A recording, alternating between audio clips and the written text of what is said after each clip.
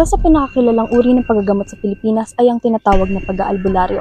Ito ay ang paggamit ng mga halamang gamot, dasal, orasyon o iba pang uri ng pamamaraan upang makatulong sa mga may sakit o problema. Sa espesyal na episode ng Unzip at Journeyfied, samahan niyo kami sa isang makabuluhang paglalakbay dito sa Batangas upang alamin ang mundo ng pag-aalbularyo. Hihimayin natin ang mga pamamaraan, paniniwala at karanasan sa paggamot ng iba't ibang uri ng sakit at problema. Narito ang Unzip at Journeyfied upang alamin ang buhay ng mga albularyo sa bayan.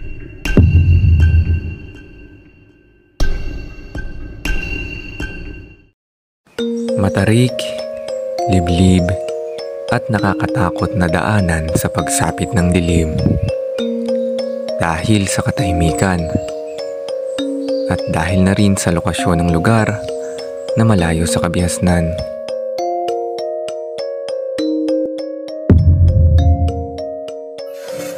Yung parang kusang dumating nang hindi ko pinag-aralan, parang bukal.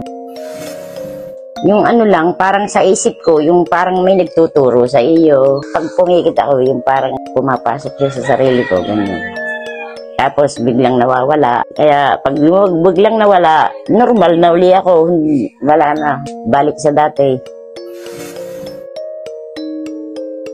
Nakaranas akong gumamot ng talagang natirik ng mata. Yung nangingisay na. Pero awa naman Diyos, pag nagamot ko, uuwi sila ng himas-himas naman, ayos naman.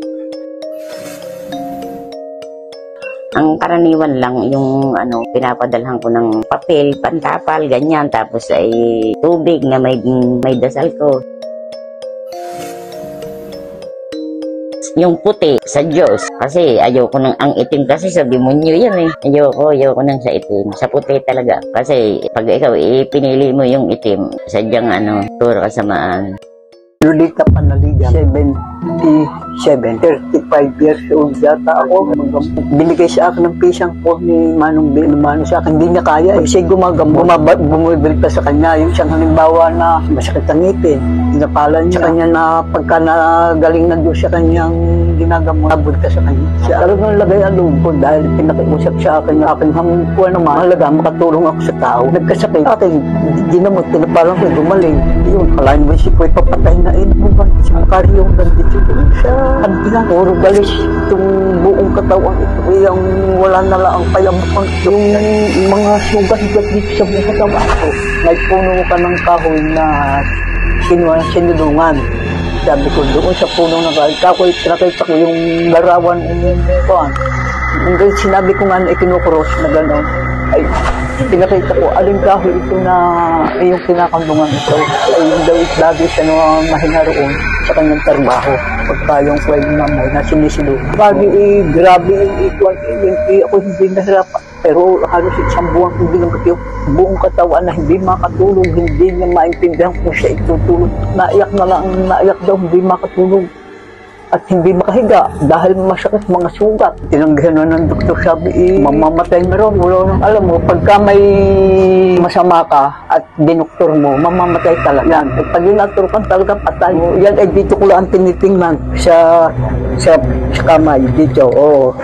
Kaya pag humaba ang isa, huwag kang magpapadoktor at delikado.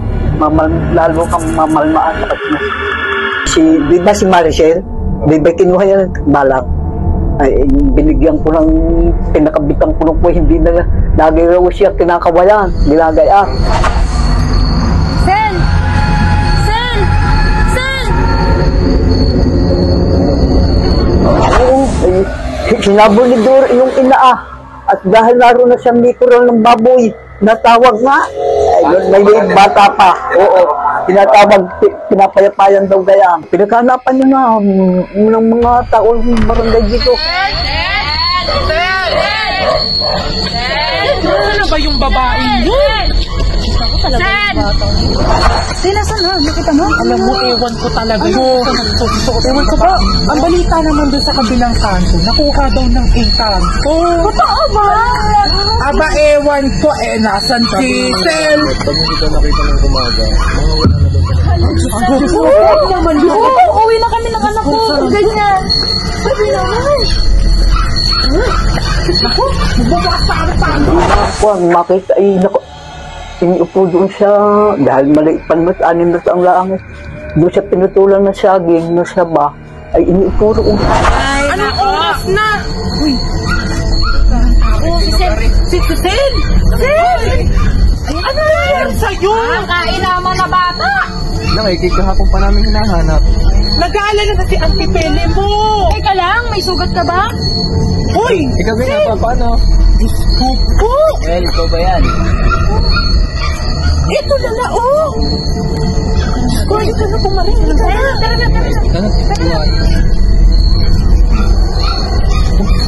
Nakaitan pa ng lulo. O, pinaghanapan nyo. Binuklat na yun ng mga taong nagdaan ay wala doon. Ay dinala roon. Ang layo roon ng kanyang naabot. Sabi ng taga-Ria sa Igiban diyan sa minangdaan daw yung batang bilis tumakbo. Ay di siguro yun kasama ng timbalang. Yung bago ibinalik. Yung pinaghahanapan ng tao.